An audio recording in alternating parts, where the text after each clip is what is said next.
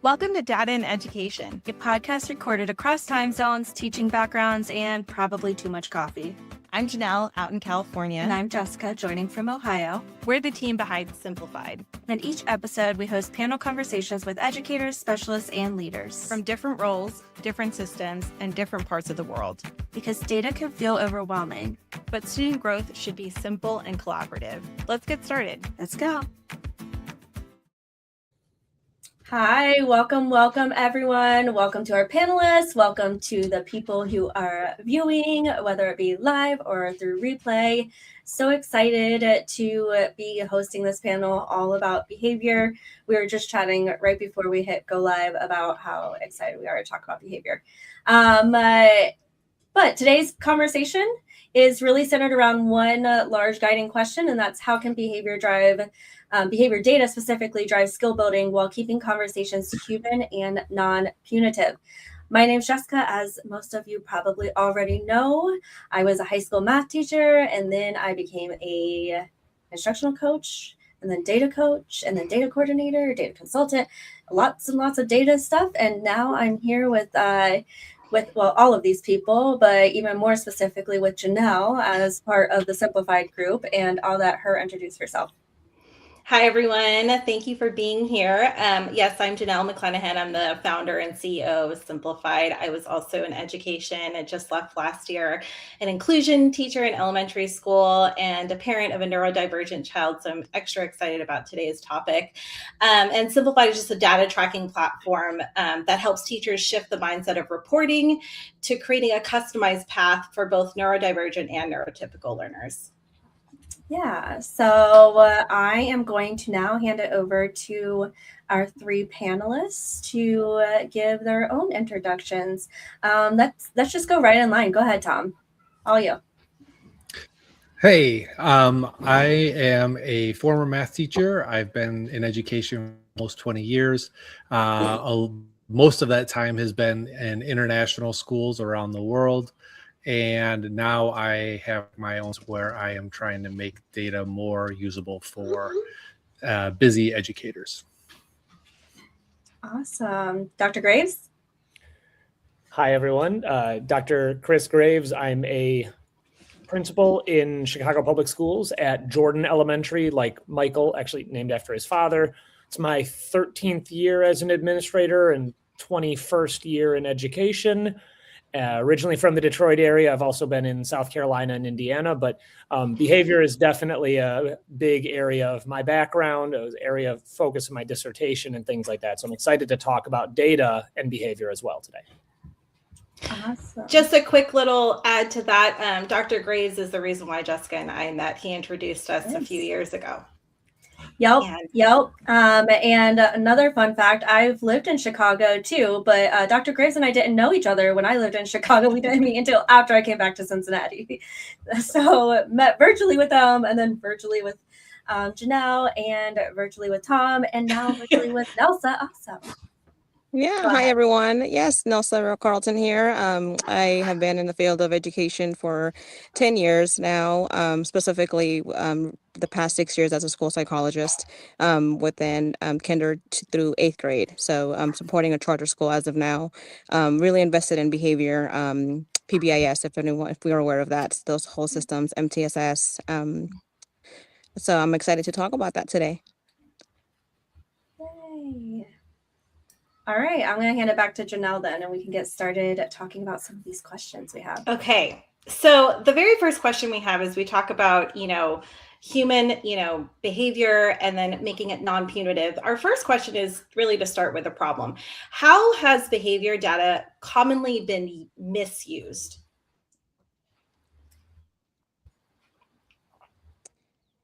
Yeah, I mean, I think data is probably really one of our biggest drives into, and I think biggest telling factors that we kind of miss in education sometimes.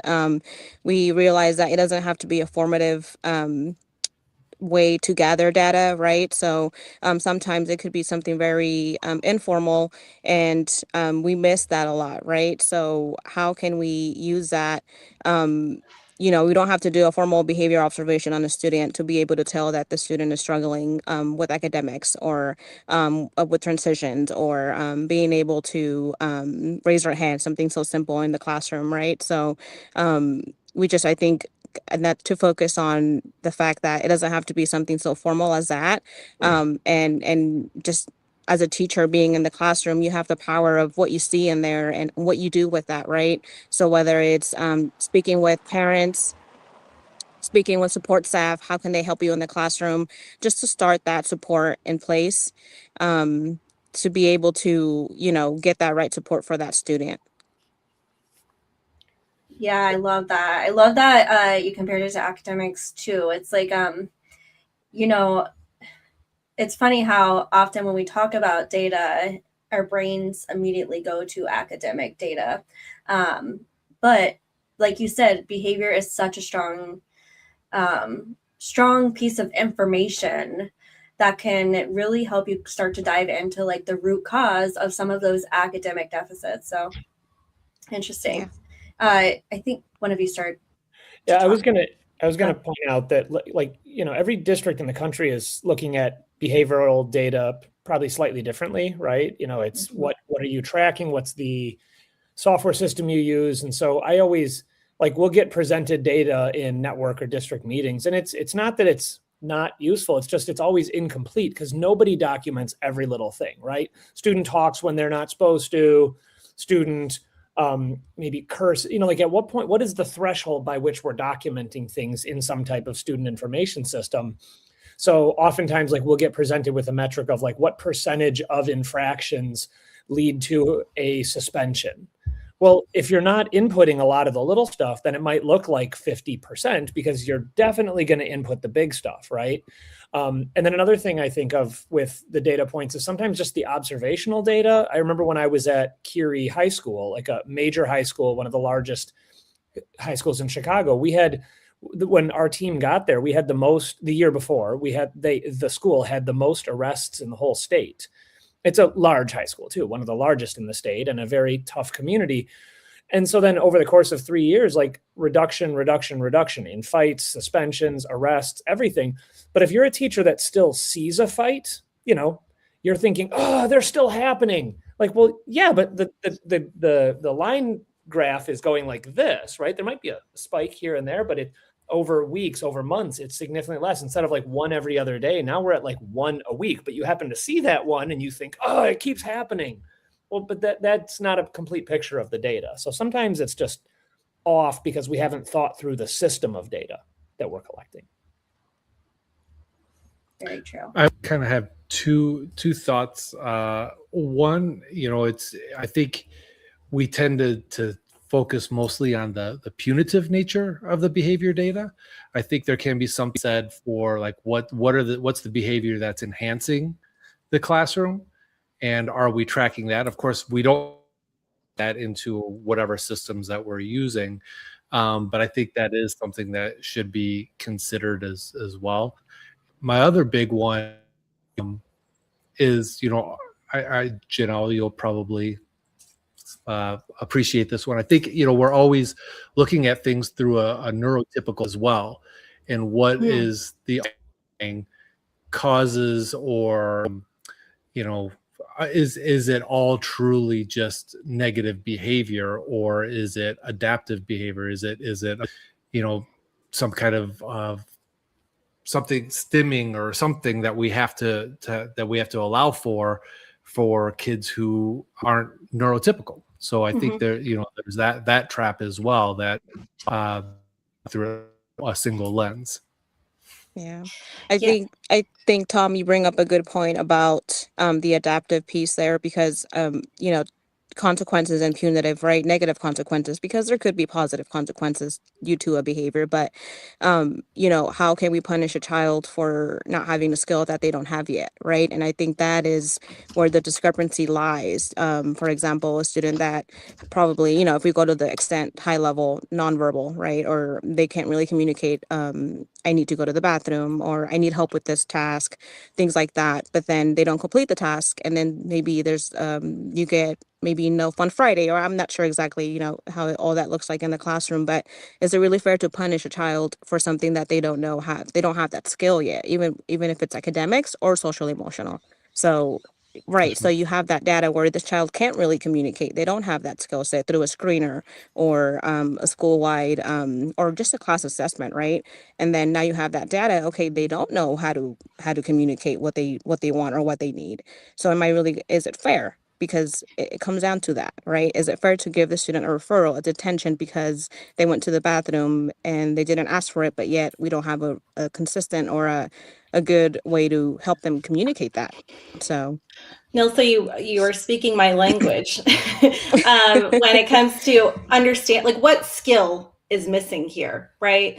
And I think that's a really good point. I think even with students who are neurotypical, right, are lacking skills that we need to build on. And I love what you said, Dr. Graves, when you're talking about observational data being really like emotional, right? And so when you experience it, there's a perspective of the student who's lacking a skill, and then there's also the perspective of the teacher who's experiencing it sometimes a very traumatic event, which is something Jessica and I have talked about recently.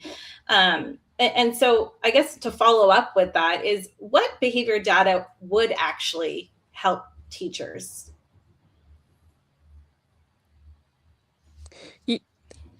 there's a lot, I always feel like there's so much, sometimes I feel like I want to be in the classrooms along with the teachers when it comes to that. But we talk about referrals, right? If we're speaking in the world of education, and obviously it all depends if there's a clear a layout as to the referral process within that school that you work for and what triggers that referral in the first place. For example, at my school, we developed a specific referral process and just identified our behaviors into major and minor behaviors, and what specifically triggers that office referral, right? Because it could be a minor behavior and we don't have to fill out a referral. It could be something that the teacher takes care of within the classroom.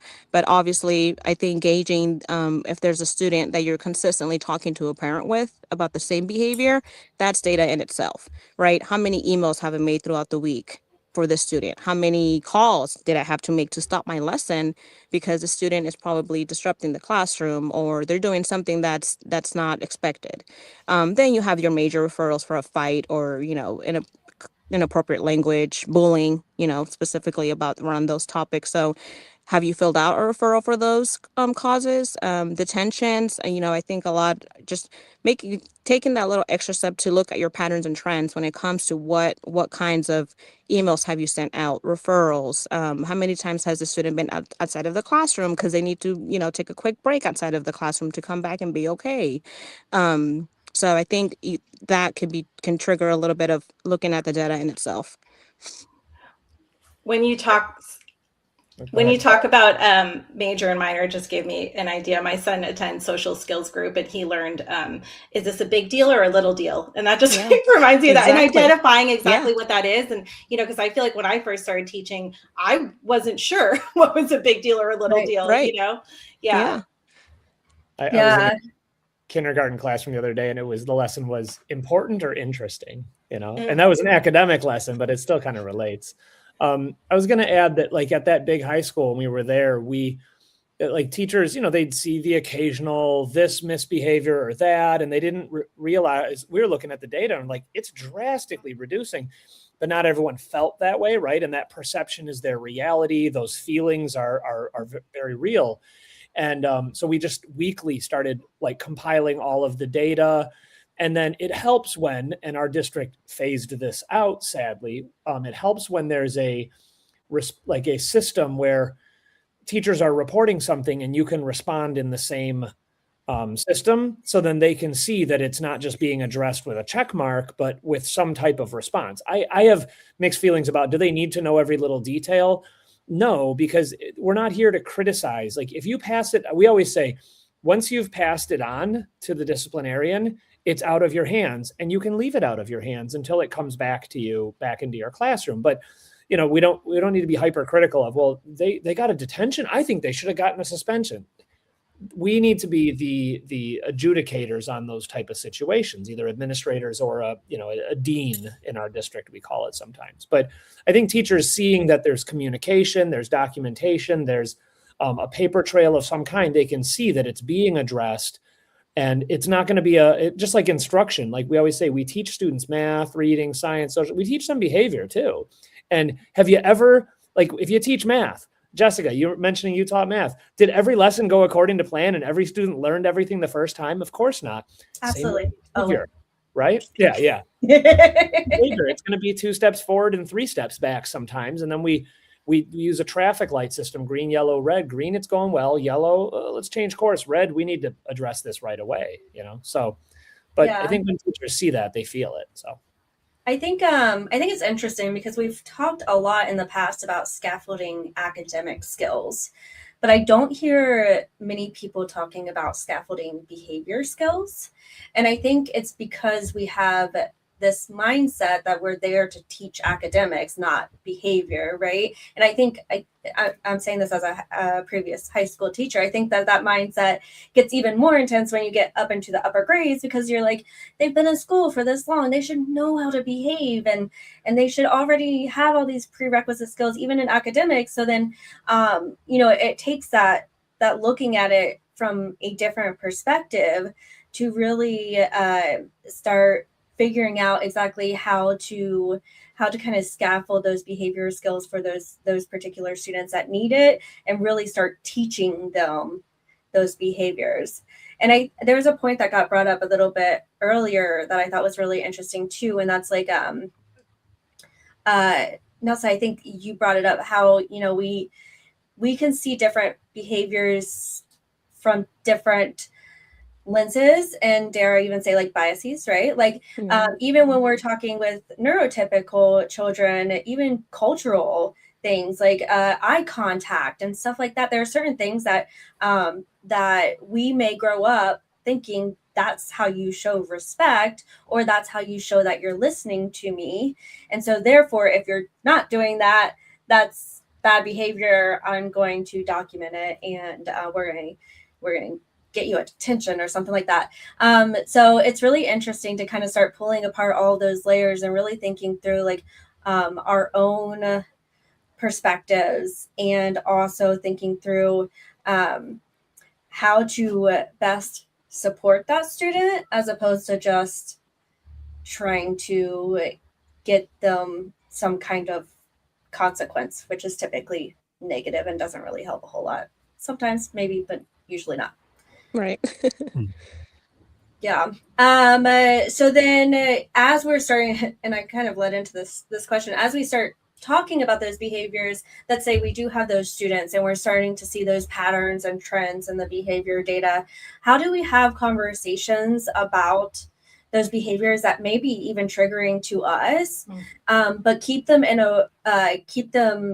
human, keep those conversations human, make sure that we are really thinking through that student as an individual, as a child who's possibly gone through trauma or other situations that might have an impact on their behavior.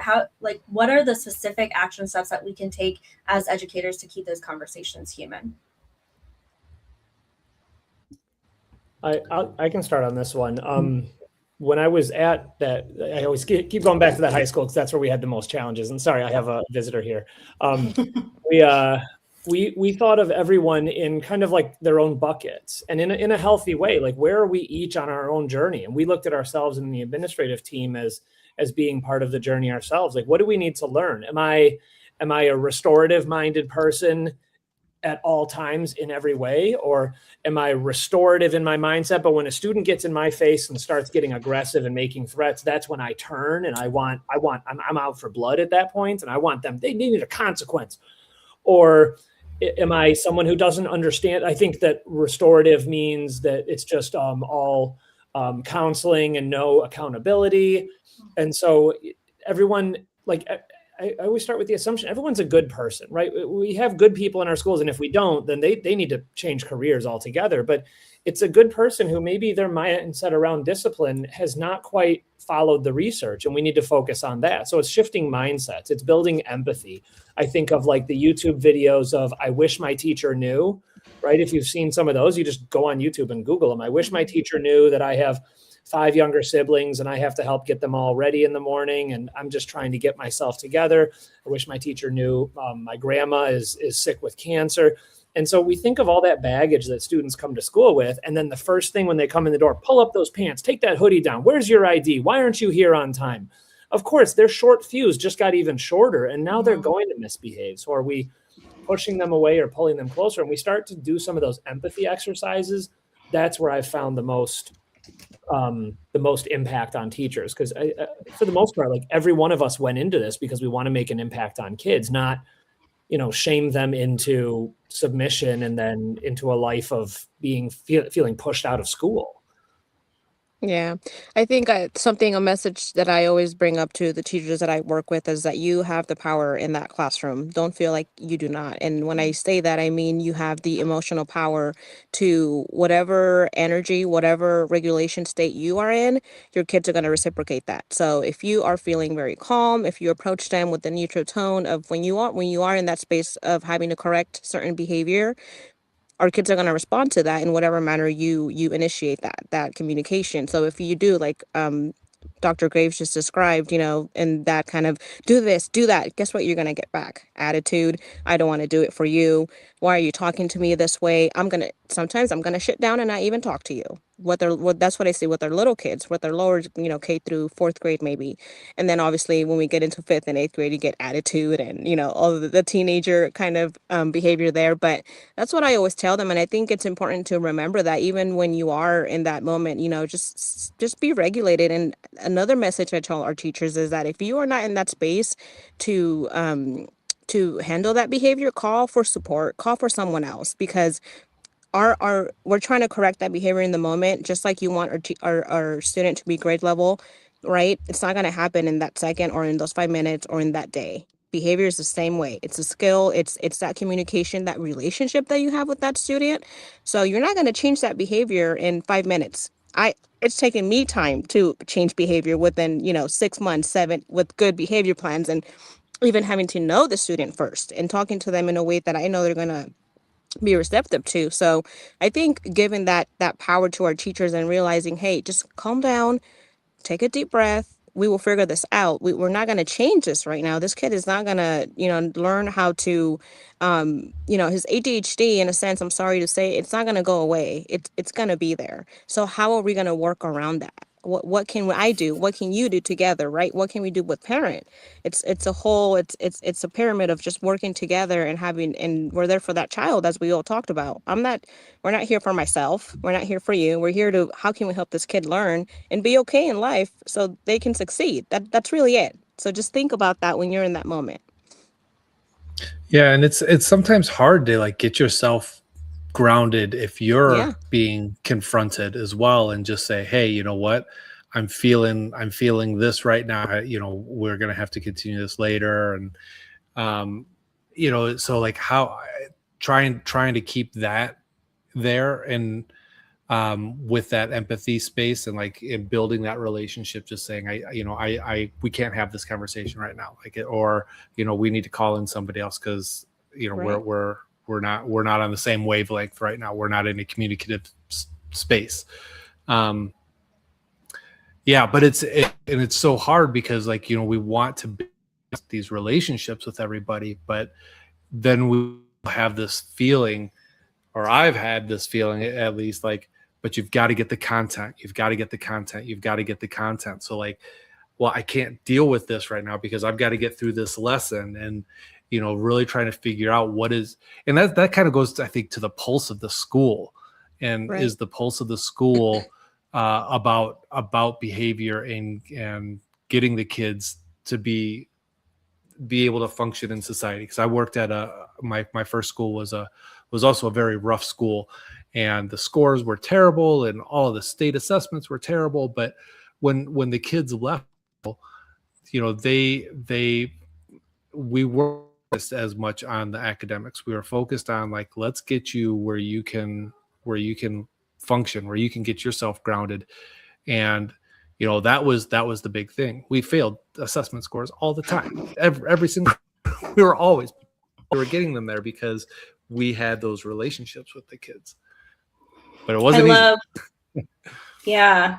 I love that you're talking about how behavior is foundational, right? Like being able to regulate ourselves is so critical before we can even get to the academics. And yet you bring up a great point that as a teacher, you always have that pressure of like, this is my timeline. I need it, and so kind of looking at it, it's a multifaceted issue with a lot involved. Something that I think of, Dr. Graves, as you were talking about, that we go into this profession wanting to help, right? We really do. And I believe that too. I believe that every teacher, we don't go in it for the money, right? We go in because we care. And like, you want to help. Something I have thought about too, when I'm dealing with behavior and when I'm coaching other paras and teachers on behavior is this question of like, do you see yourself in that student when they struggle? And I think that, at least for me, I was a quietly struggling child. I had a lot of anxiety. I had a lot of similarities to my son. And so it was easier for me to I've been there. I know what that feels like, even when kids are losing it, right? I mean, we're all humans. So we've all experienced emotions, right? I don't think there's a single human being who has not felt stressed and not acted out in a way. When we take that deep empathy, right? Like what you're saying, Nilsa, when you said, regulating yourself and that you have the emotional power, but also when you lose it, right? We've been there. And if we acknowledge that, like, hey, like you said, it takes so long to change behavior. And speaking of changing behavior, my next question is what does skill building look like instead of punishment? So if we're moving away from punitive, right, and we talk about skills, and I just want to give an example because we had a great aha moment with my son. He struggles ADHD, autism, and the attending is very, very difficult. And so we have a checklist for him that we used on our simplified platform. That's I can stand or sit on my desk. We call that a freebie token. Like, yeah, you're doing that, right? I can grab a pencil. I can write my name, right? All three of those things he's already doing. I always tell my teachers and paras, what are they already doing right?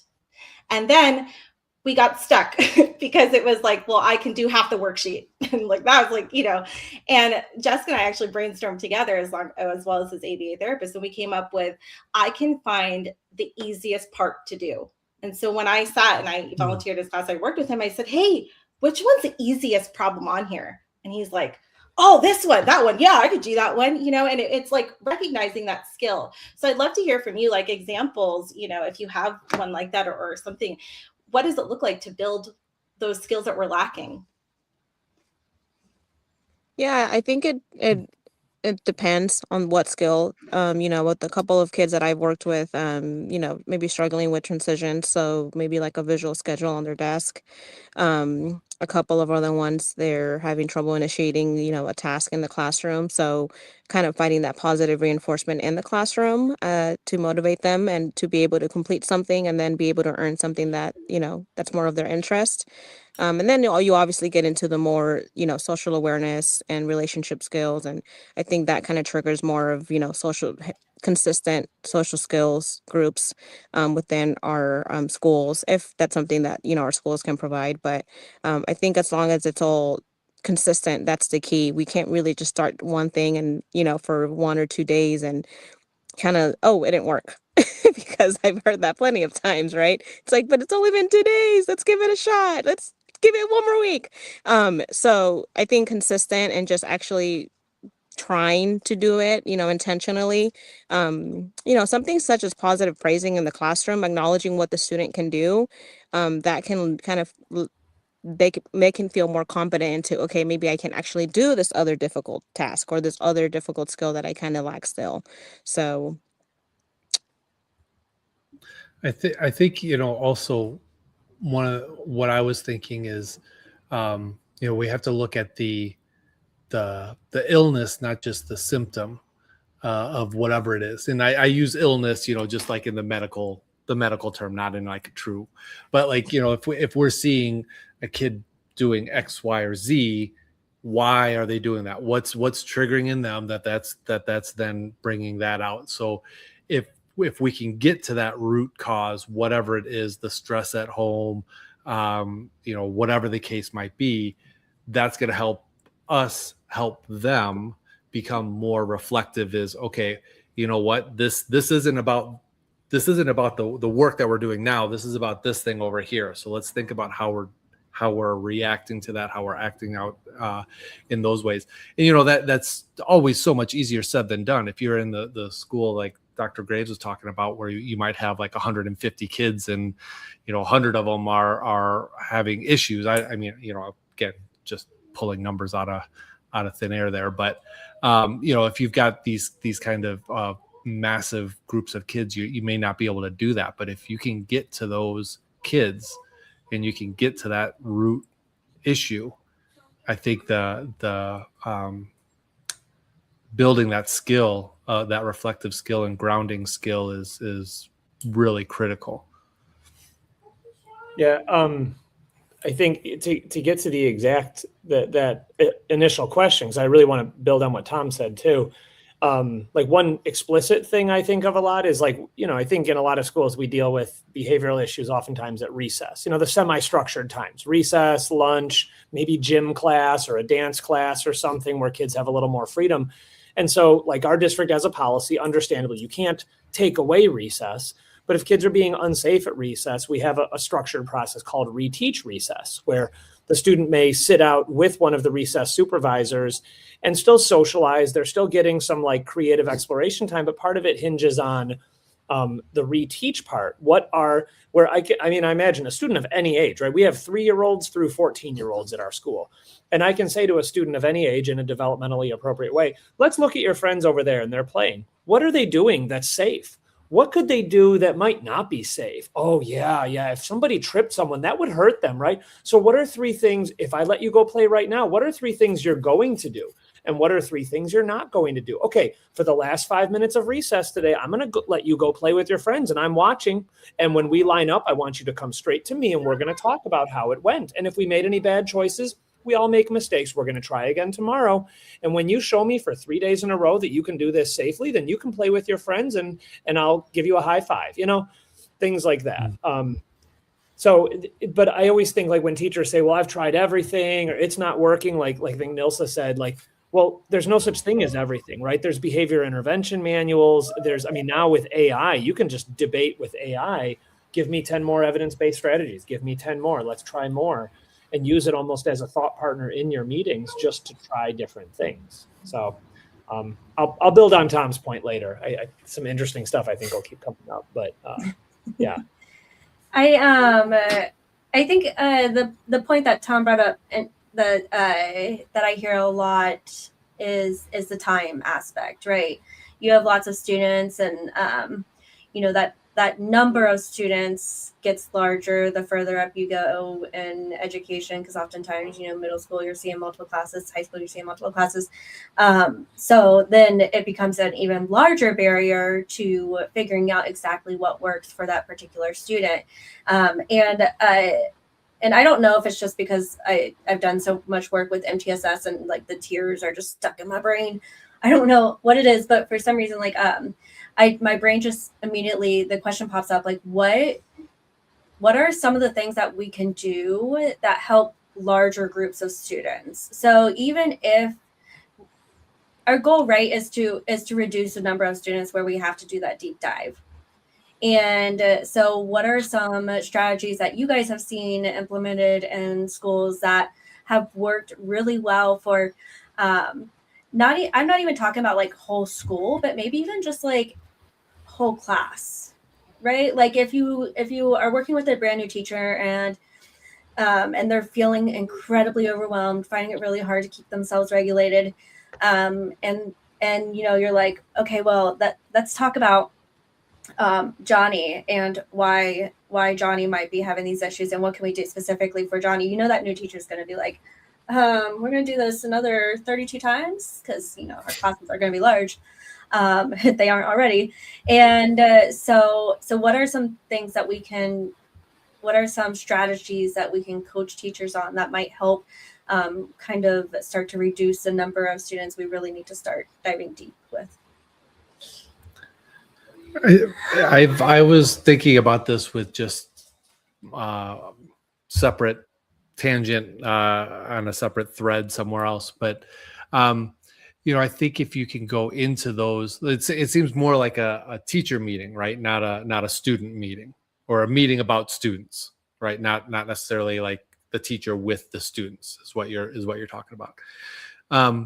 You know, if you can go in thinking about the student and addressing, not even naming the student, say, here are the issues that I'm seeing, and I'm not going to name the student. Is there anybody else who's seeing these, or who has worked with these, who has come up with solutions to these, or strategies that have worked on this issue that we can apply across the board? And then now you've got, you know, you don't have to talk about 32 different kids. Like, oh, well, I see this with this kid, and this kid. Okay, now I've just tackled 3 kids in one shot without having to go through all the laundry list for student A, and then the laundry list for student B and C. So just tackling the issue versus tackling the student, right? Yeah, actually, I want to give a huge shout out, because what you're saying sounds very much like the collaborative response meeting. So huge shout out to Curtis and Lorna Houston, who do the collaborative response.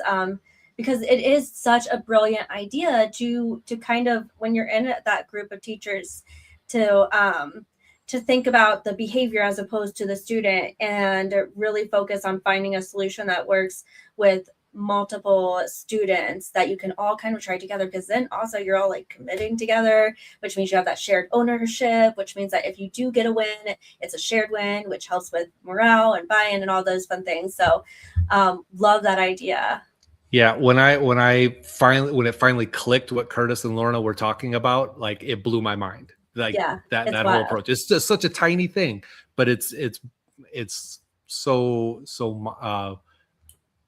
pattern changing, I guess. I don't know. It's like, it's just, it's huge. It's huge. Brilliant. Yeah. So what else? What else can we do to kind of help with that? What we would consider like those tier 1 behaviors? You know, I had our 8th grade math teacher. Well, she's new this school year. And so I think our students were starting to take a little bit advantage of that she didn't know a lot of our processes and, you know, routines and structures and things like that. And so we were noticing that a lot of referrals were coming out of that classroom, because I think in a sense also we were in the process of teaching her the entire process of our behavior and, you know, how to kickstart all the supports for the entire class. And so I think we met with administration, and we just kind of said, well, what can we do to kind of change this, because it's getting out of hand. We're learning it's stopping for everybody at this point. And so I mean, I don't know if, you know, I think it all depends with the resources that every school has. But for that moment or that time, you know, I started making it to where I was coming in the classroom the first 15 minutes right after breakfast. And it became kind of like having that class to teacher conversation about how getting to know yous, and just kind of restarting the entire blanket for I think she came in around November.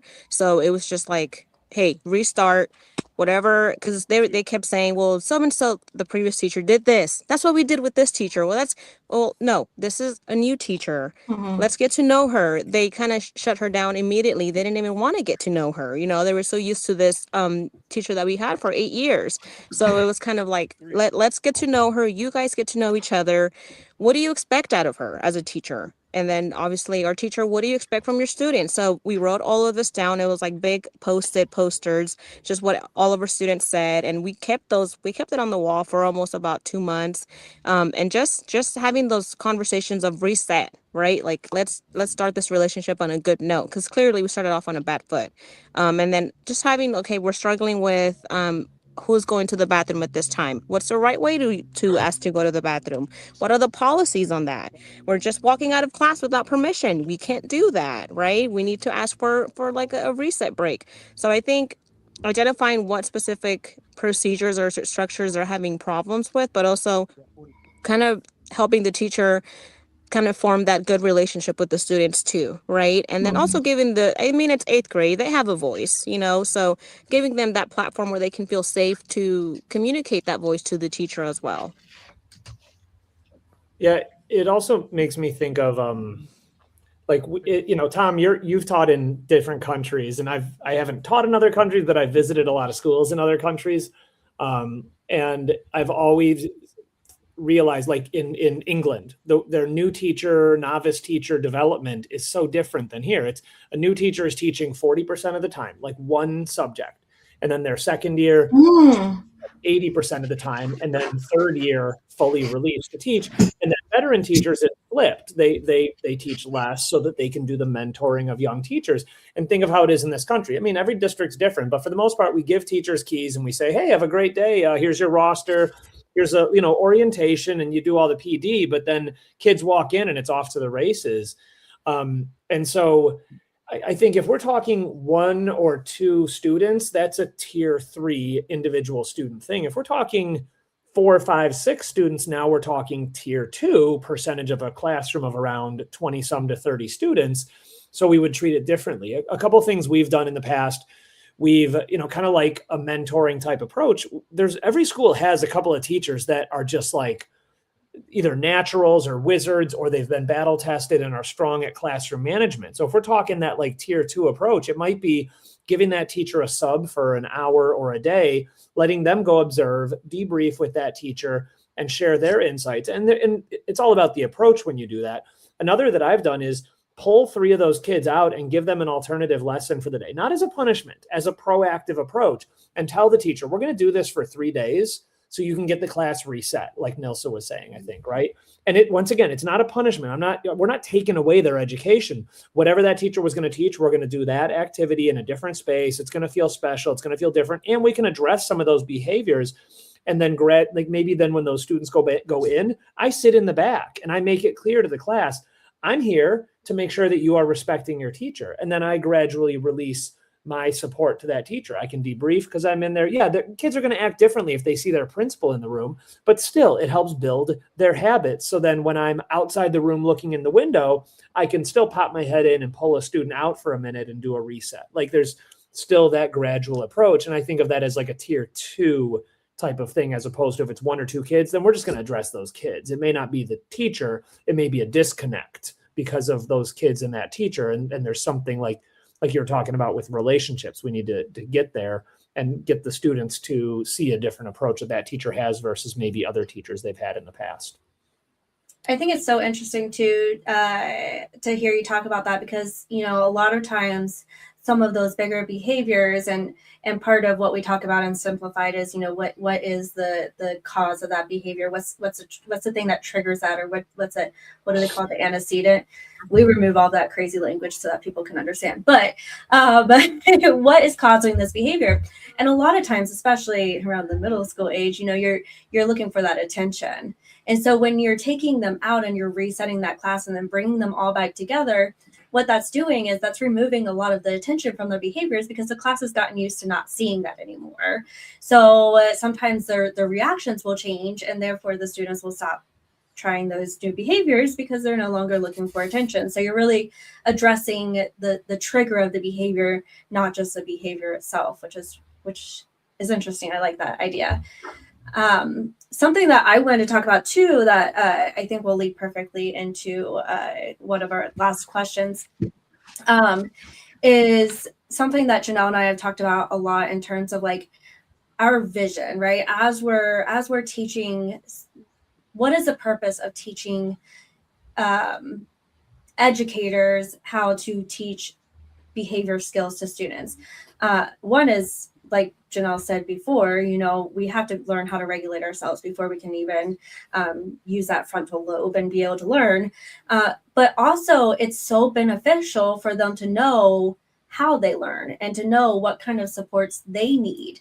And as she's talking about, her son, what's the next step for him and these I can statements, and maybe that next step is I can find the first easy thing to do. That's something that I didn't learn how to do until probably this last 6 months. I've been a procrastinator, can't even say the word procrastinator all my life, and to me, I've never really thought about it. I'm just that's how I do things. I can't start it. And so as we're starting to dive through this and really breaking apart these behavior skills or breaking apart even the academic skills, I've learned to break my task apart as well, which I've always heard, people talk about that with adults all the time, look for your first easy win and stuff like that. But for some reason it didn't click until I actually saw the list in front of me. And it's even gotten to the point where sometimes I'll have a large task list for the development side of Simplified. And there have been times when I've had to ask Jenelle, hey, can you do me a favor and just pick out the top 4 things on that list and put them on a separate list for me? I can't look at that list right now. Mm-hmm. And so just knowing myself and knowing that that's what I need in order to get started is so incredibly beneficial. And just think, if we're teaching all of the students that already as they grow up and become adults who know exactly how to get started and exactly what they need in order to learn, it's just it's wild to think about a world full of adults that can do that. So that's our long-term vision. And I like it because it also affects me in my real life too. So I love that you shared that experience though, Jessica, because I know whenever I'm teaching and I would share a personal story, my kids are immediately listening. And I think when we put ourselves in their shoes, how hard it is to learn something, how hard it is to regulate ourselves, how hard it is to start a new habit and consistently do it, and experience that. That is bringing that empathy that we've all been talking about, and that grounding ourselves and that human element of behavior. And so I love that you're, relating to them too, right? What is this about? My son is a perfectionist too. And surprise, surprise, he got that from me. And we talked to his ABA therapist, and actually it was interesting because there's 4 functions of behavior for the triggers, right? And one of them is escape. And I thought that it was actually access. When you're a perfectionist, you want access to perfection. That's what I thought it was. But actually, the more we delved into it, we're it's actually escape, because you want to escape the feeling of frustration or the uncomfortable feeling of something not being perfect. And I was whoa, it blew my mind. But again, the more that, we relate to them and understand the behavior, understand ourselves and how that works, I think the more we're able to offer our students. And so that does lead us to our last question of how can we make progress visible to them, right? So that they are along the journey. Like Jessica said, our vision is to just have a world where we're all able to advocate our needs and we're all able to understand the supports. They're so simple. I love what I heard earlier, that I wrote it down. There's no such thing as everything. I think Dr. Frinzi said that. I love that. I mean, it's so true. There's no such thing. And if we have to never give up, right? And know that there's something that we could do to support you. We just have to figure out what it is. And there's so much out there. So how do we get them along the ride and help them see their own progress, especially when behavior is a non-linear process? My first thought is to build that habit tracker. It could be the I can statements. It could be, just I'm going to work on not jumping up out of my seat when I know the answer, or I'm going to, whatever it's going to be, and just have that calendar or have a column for every day that we're going to meet this month, and put an X in there at the end of the day. And the power of seeing that habit get filled in and all of those X's in there, I do it with myself. Do I exercise? Am I drinking enough water? And having all of that stuff in there, whether it's positive or whether it's negative, did I not do this or did I not do that? Whatever the case might be. But, it could work either way for the students, but to have that power of putting that X in there and seeing it seeing it fill in and just say, wow, I went this long, or I only had 2 mishaps this entire time. And that would be my first thing for kids. And I think that could work at all ages, all levels too. Yeah, it kind of gives you the idea like, oh, this is possible. I can do something, and then it opens up like the idea I can do something else too. Mm-hmm. Yeah, it makes me think of that research of, and I'm not sure how to phrase it exactly, but like we should be striving for, and I say this to our staff a lot, we should be striving for a ratio of like 3 to 1, 3 positives to every negative or reinforcing. And I openly say, like, that can be really hard for students who misbehave, right? Or whose behavior we perceive as misbehaving, even if the term we use oftentimes is manifestation of disability, right? We have a student who makes death threats a lot, but he's on the autism spectrum and it's a manifestation of his disability. We still go through the protocol every time to make sure it's low risk, but we know he's going to say it. It's just part of who he is. And so for any student, if they're constantly hearing negative redirection, consequences, they're always in trouble. That's partially why in that famous like Sir Ken Robinson, How Schools Kill Creativity, and a push out culture that we experience a lot. For the vast majority of kids, like in preschool, kindergarten, first grade, they're loving school. Even if they're getting consequences, they're just excited, they're thrilled. And we know, especially when you start looking along racial lines or adverse childhood experiences and things like that, once we hit like 3rd, 4th, 5th grade, a lot of kids start to fall out of love with school. And then when they get to middle school and high school, it becomes like, which direction are we going in? Are we pushing them out, or are we pulling them closer? And so it's so beautiful and like emotional when you see those teachers who will like walk with the most challenging student down the hallway, arm in arm. I've had students, I call them my best friend. And my best friend is the most challenging student in the school. Because if I call you my best friend, then you can't, and I'm always going to be on you. I'm going to be following you in the hallways, but I'm always going to do it with a smile on my face, and we're going to talk. And the whole staff look at me like, why are you so close to that student? Like, wouldn't you rather I be close to them than just ignore them and then the behaviors persist? So when you see adults being the champions of students, you see students feeling that, and you see the like ripple culture of that, of we are not going to give up on these kids. We're going to hold them accountable, but in a very empathetic and embracing way. So it's not simple, but it's beautiful when it happens, right? Love it. Sure is. All right. Any last thoughts before we move forward?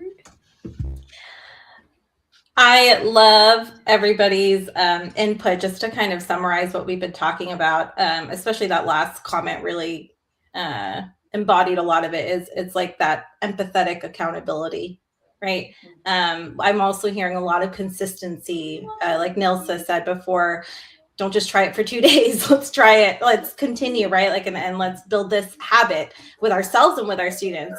And then also that visibility of their progress.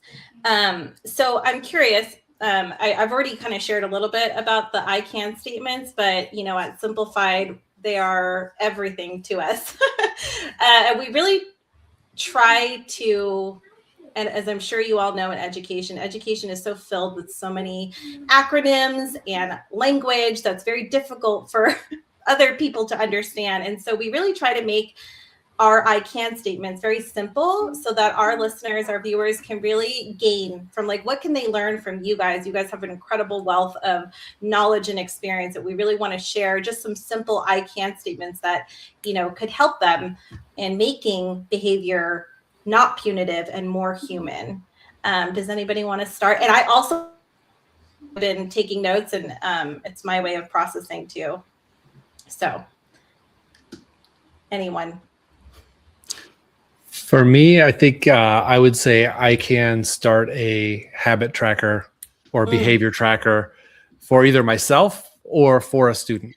Like maybe for myself is like, I'm going to connect with one kid every day. And that's going to be my thing. Or I'm going to help a student track one for themselves so they can see that they are doing positive things or adjusting their behavior as necessary.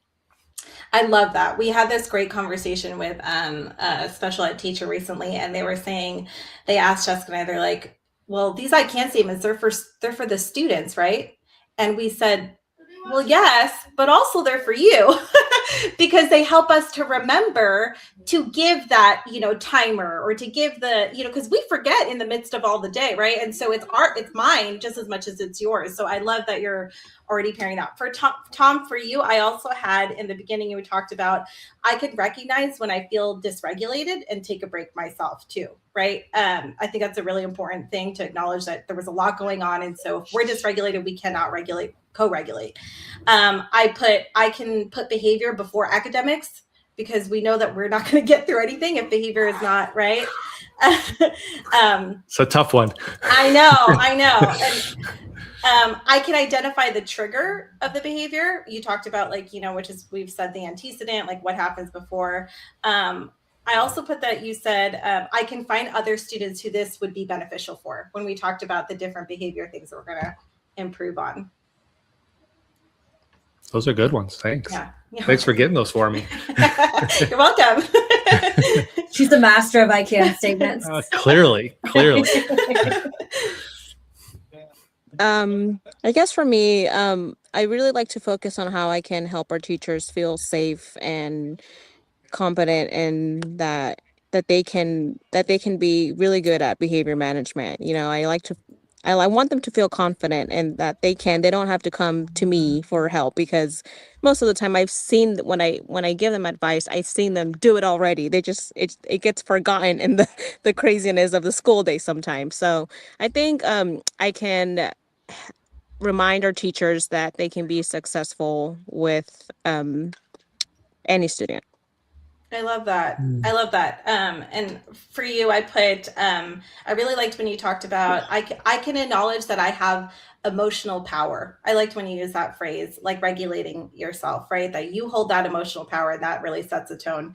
I also put, I can pick one support, like a visual schedule, I remember you mentioned, and then I can use it consistently. Yeah. I'll add a couple things. One, as a principal, I know, like, the way I carry myself sets a tone for the school, and that's not a Chris Graves thing. That's just anyone in formal leadership, right? Look at how, let's just say, the president of a country and how they carry themselves and how people react. And so, like, I love to be silly and joke around with students and play tricks on them, like tap the back of their ear and then pretend like it wasn't me. But I'm also all about, like, we transition silently in the hallway, and, like, I want them to see both sides of me. Like, I'm very loving, and if I see a kid skipping down the hallway, I'm like, you know what, they're excited to be in school. I'm not gonna, but I want them to be safe as well. So I can do both, and I set that tone for the school. Be loving and be firm, right? There's a way to be both, and if we can all build that into ourselves, then our kids are excited to come to school, but they also know school is a place where there are rules, there are consequences, and that's how we build a healthy culture. I also, like Tom said, I started to do this recently. I do a lot of work with chronic absenteeism and attendance and things like that. It's had a lot of impact. We also had 80 some new students at our school this year because of a closing charter school nearby. And when I looked at the data, I realized that disproportionately more of them have chronic absenteeism. So I've been starting to pull students one by one for the last 15 minutes of the day. I pull them from class early. They just simply walk outside with me. I go, hey, I need some help with something, and I want to get to know you a little more. But I'm specifically targeting students who need to improve. They've missed, like, at this point in the year, 9 or more days. And I have it memorized in my head what the top 12 reasons why students are missing school at our school, like tailored to our school. I fine-tuned this with our attendance clerk. What are you hearing when you're calling parents? Of course, it's sickness, but it's also the younger sibling, it's transportation, it's they have a doctor's appointment and then they don't come back, and a long weekend with dad because the parents aren't together. Things like that was what a kid told me recently. And so it helps me understand, if that's the issue, I already have strategies in my back pocket that I can use to address that. And we know attendance is a behavior as well. So it definitely falls under this umbrella. But like Tom said, getting to know that one kid, and if I just do 3 of these a week, I can't commit to it every day, but it feels so good. It's so rewarding for me.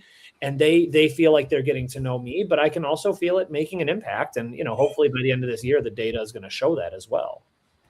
I want to touch briefly. I have to let Janelle have or say her I can statements for you too. We can't forget to do that. But I do want to touch briefly on what you said about, you know, like being like the person who holds the energy for the building, you know. And what I found is that not only like helps with the culture of the building or of the classroom that you're in, but I used it a ton. I use like the goofiness and finding those fun relationships with the challenging kids to regulate myself. Like I discovered that the more of those like silly moments I could find throughout the day, the better I was at making sure that I was prepared mentally for the more challenging moments. And I remember going into my second year of teaching. My first year was rough, let me tell you. My second year, I was like, things have got to change. And one of the things that I did proactively was whenever things started to get sticky, where I was feeling uncomfortable, I immediately found, even if it wasn't the same student that was starting to show some challenging behaviors, I immediately found another student in the classroom and had a positive interaction, very intentional positive interaction with that student, just to like re-regulate myself, so that I could then handle whatever else was going on in the classroom. And it was so beneficial. Neil left another comment. I'm gonna put that up, but then I'm also passing it to you, Janelle. It's like an NFL coach that tells their team to go out and win the game and staying in the locker room while the players' teachers try to win the game without any additional coaching or support. Right. Love So it. true. My husband will Good like analogy.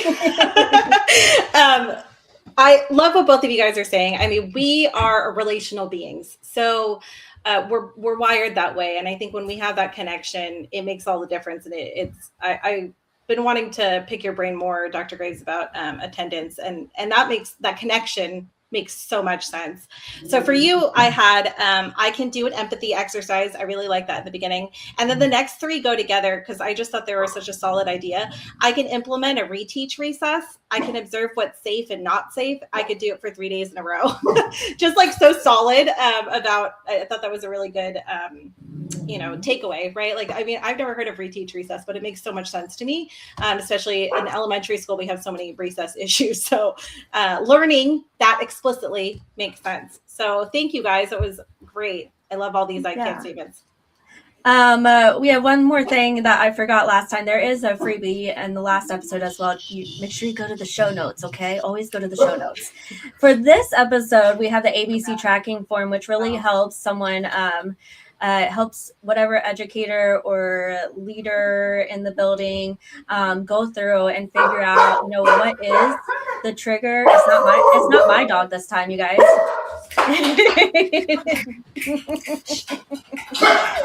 Tom, is that you? Yeah. Yep. Okay, cool. It's not me this time. No, that's me.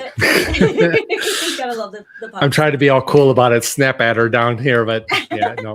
I do the That was same. me. The ABC goes through the antecedent, which is, what is the trigger of that behavior? What is the behavior itself? That's the B. And then what is the consequence?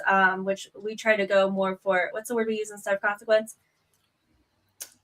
I don't know. It's what happens right after, or is it the boundary? No, we don't see. Yeah, I don't know. Yeah. I don't know where my what happens. With it. How do we respond to the behavior? Yeah, like our response to the behavior. Mm-hmm. Sometimes when we say consequence, it like gives us that negative POV. Mm-hmm. So we really want to think about it in terms of what can we do that helps not encourage the behavior that we don't want to see, and instead encourage something else. But that freebie is in the show notes. Make sure that you check it out. Thank you so much to the three of you for coming and chatting with us all about the four of you, if we include the dog, chatting all about all things behavior. I'm glad I have headphones on so my dog can't hear. And I think that's all. Thanks, everyone. Thank you. Thanks, everyone. That wraps wraps up today's conversation. Huge thanks to our panelists for sharing their perspectives and real experiences. If you're looking for the free resources mentioned in this episode, You'll find them in the show notes, along with a free trial of Simplified, it's a chance to explore tools designed to make learning and behavior more visible. and to see what clearer, simpler data can look like in practice. We'll see you next time on Data and Education. Data, data, data, data, data, data, data, data. What do I say? Data. Data? Yeah. I say data, huh?